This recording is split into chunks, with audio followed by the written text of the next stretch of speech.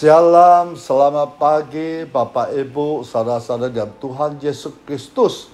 Minggu ini kita ketemu lagi dan kita sama-sama memuji Tuhan dan meninggikan nama Tuhan di tempat ini. Mari kita masuk dalam doa. Terima kasih Tuhan Yesus yang baik memberikan kami kuat sehat pada pagi ini. Kami datang bisa meninggikan namamu, memuji namamu di tempat ini. Sebentar lagi kami akan mendengar sabdamu. Berikan kami hikmat, pengetahuan, kedamaian, sukacita, sehingga kami simak firman-Mu dengan baik.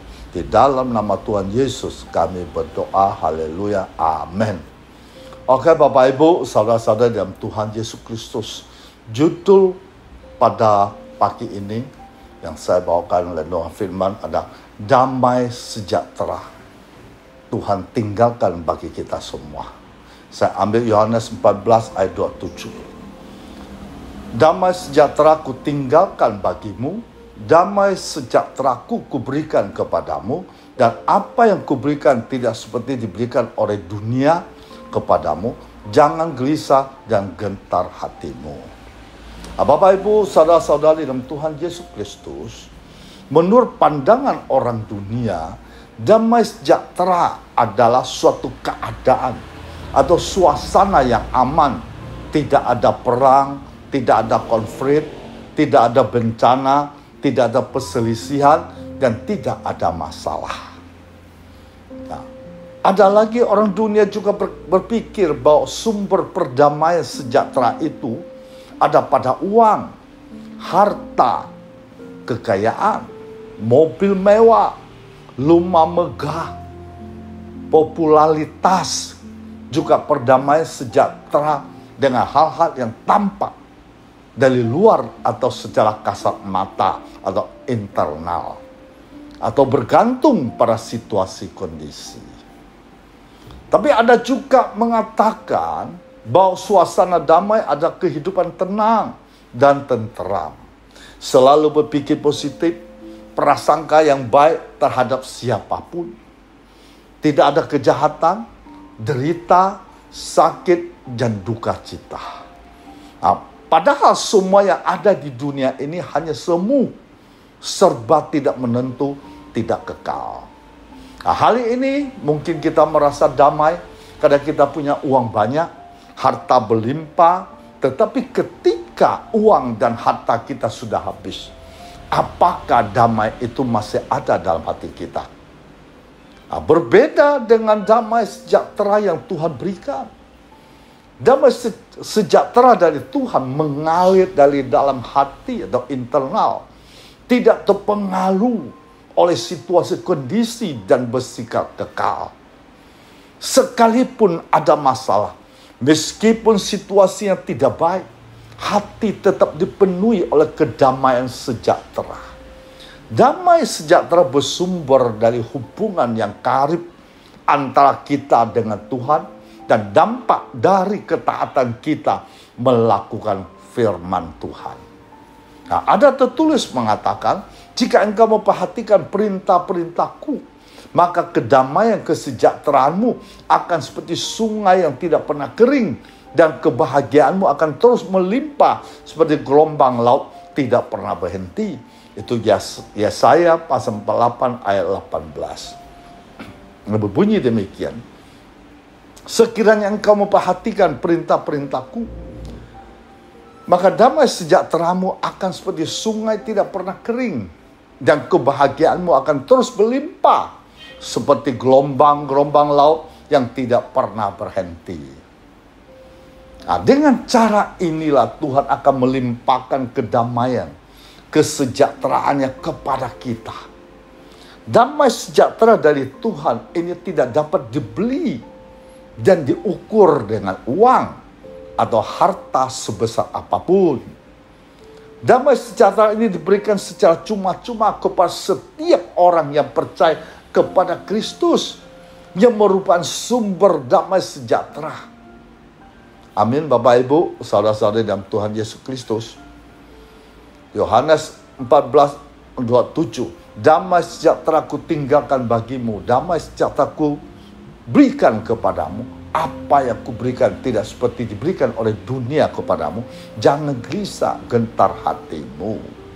Setelah Tuhan Yesus bangkit, naik ke surga, dia meninggalkan damai sejahtera bagi kita. Tidak ada yang lebih baik dari damai sejahtera yang Tuhan berikan kepada kita.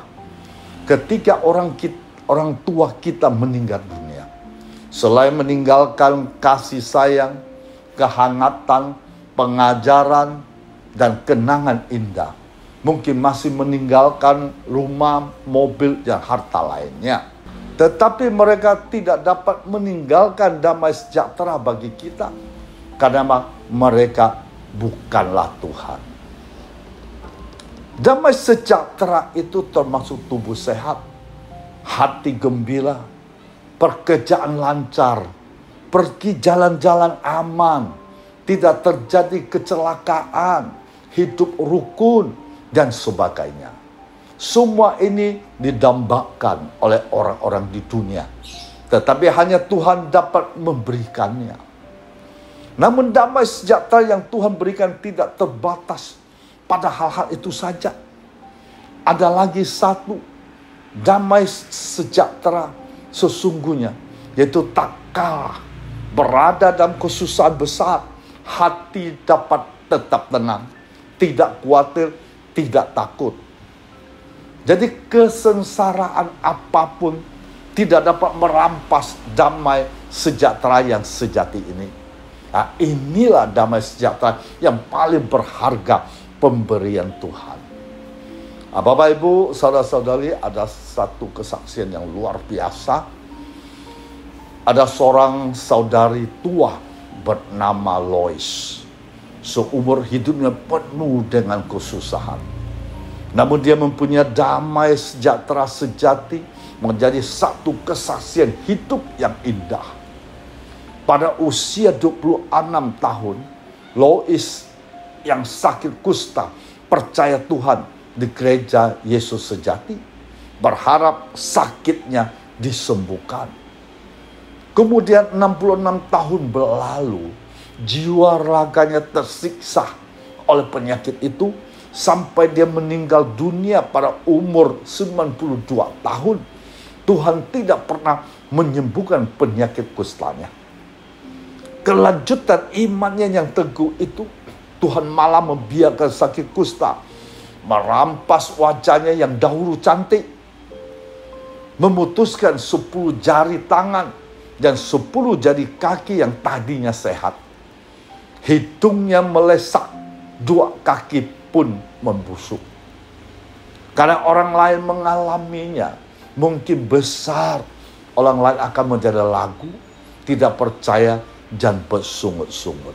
Namun Lois justru lebih sukacita daripada siapapun. Setiap orang membesuk Lois selalu berpikir bagaimana menghiburnya. Tetapi mereka malah terhibur oleh Lois, berpikir bagaimana berdoa untuk Lois. Tetapi sebaliknya, Lois yang berdoa untuk orang yang membusuknya. Nah, Bapak, Ibu, saudara-saudari dalam Tuhan Yesus Kristus, kali ini banyak orang pergi kemana-mana dengan bebas. Tetapi hati mereka justru terbelenggu bak dalam penjara. Sebaliknya, Lois hidup di panti jompo, namun hatinya merdeka. Tembok panti jompo tidak dapat menggurung hatinya, karena Lois memiliki damai sejahtera sejati yang diberikan Tuhan kepadanya. Nah, kita dapat membaca kesaksian Lois ini di majalah Holy Spirit Multi, bulan Agustus 2005. Iman, damai sejahtera, sukacita, kepuasan yang dimilikinya mengharukan semua orang, menjadi dorongan bagi semua orang. Tanpa damai sejahtera dari Tuhan, tidak mungkin Lois bisa berbuat seperti itu. Damai sejahtera dan sukacita ada seperti saudara kembar. Kalau ada damai sejahtera, maka akan mendatangkan sukacita. Ada sukacita membuktikan ada damai sejahtera. Karena itu, hai anak-anak Allah, janganlah lagi khawatir, jangan takut. Karena Tuhan sudah mengaruniakan damai sejahtera bagi kita. Hal ini sama seperti kita mendapat kartu ATM untuk menarik uang tanpa batas. Kapanpun, dimanapun. Kita dapat menarik damai sejahtera dan sukacita dari Tuhan untuk melunasi hutang kekhawatiran kita dan ketakutan kita.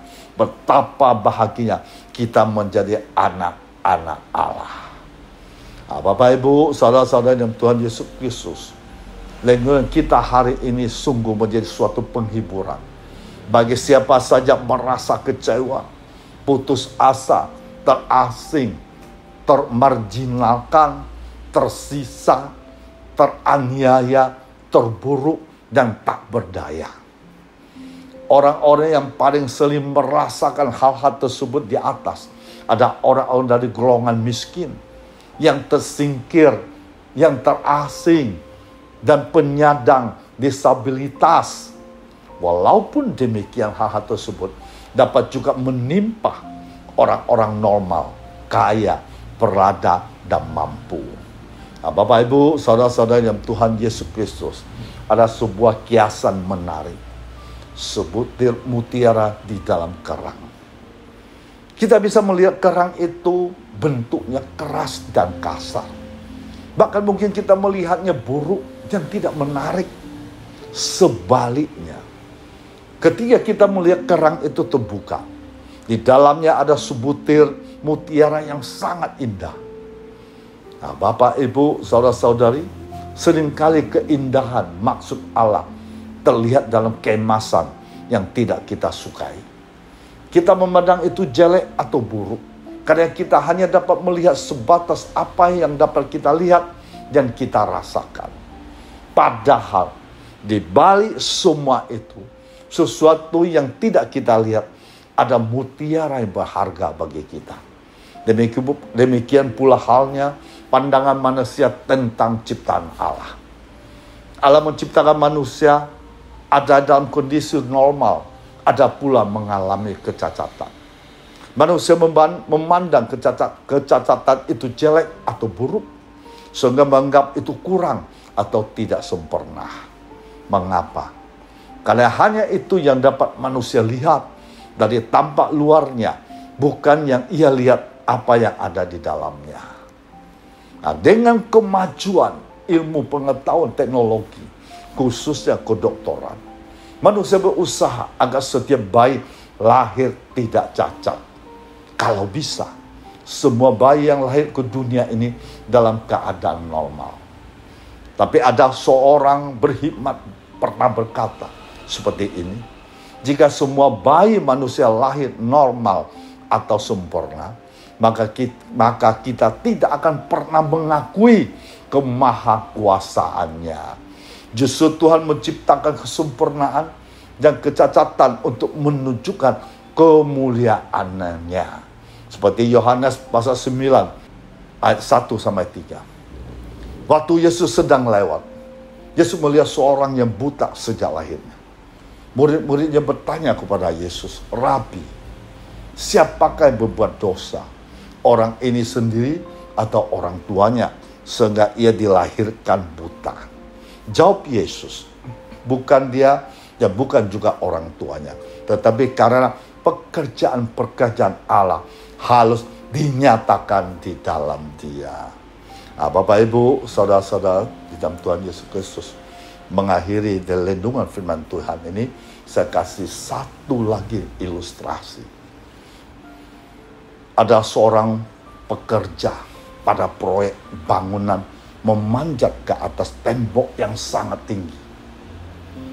Pada suatu saat, ia harus menyampaikan pesan penting kepada teman kerjanya ada di bawahnya. Pekerja itu berteriak-teriak, tetapi temannya tidak bisa mendengarnya. Karena ada suara bising dari mesin-mesin dan orang-orang bekerja, sehingga usahanya sia-sia saja. Oleh karena itu, untuk menarik perhatian orang yang ada di bawahnya, ia mencoba melemparkan uang logam di depan temannya. Temannya berhenti bekerja, mengambil uang itu lalu bekerja kembali. Pekerjaan itu mencoba lagi, tetapi usahanya kedua pun memperoleh hasil yang sama. Tiba-tiba ia mendapat ide. Ia mengambil batu kecil lalu melemparkannya ke arah orang itu. Batu kecil itu tepat mengenai kepala temannya. Yang karena merasa sakit, temannya menengadah ke atas. Sekarang pekerja itu dapat menjatuhkan catatan yang berisi pesannya. Tuhan kadang-kadang menggunakan pengalaman-pengalaman menyakitkan untuk membuat kita menengadah kepadanya. Seringkali Tuhan memberi berkat, tetapi itu tidak cukup untuk membuat kita menengadah kepadanya. Kala itu memang lebih tepat jika Tuhan menjatuhkan batu kepada kita. Tuhan Yesus memberkati kita semua. Mari kita masuk dalam doa. Terima kasih Tuhan Yesus yang luar biasa. Hari ini kami semakin mengerti tentang dirimu, tentang cara bekerjamu. Kalau Engkau Allah yang sangat luar biasa, agung dan mulia. Apapun yang Engkau lakukan, selalu terbaik bagi setiap orang yang percaya. Ketika setiap orang melakukan sesuai kehendak-Mu, menuruti perintah-Mu, kami akan mendapat sukacita, damai sejahtera dari Tuhan Yesus Kristus. Haleluya. Amin.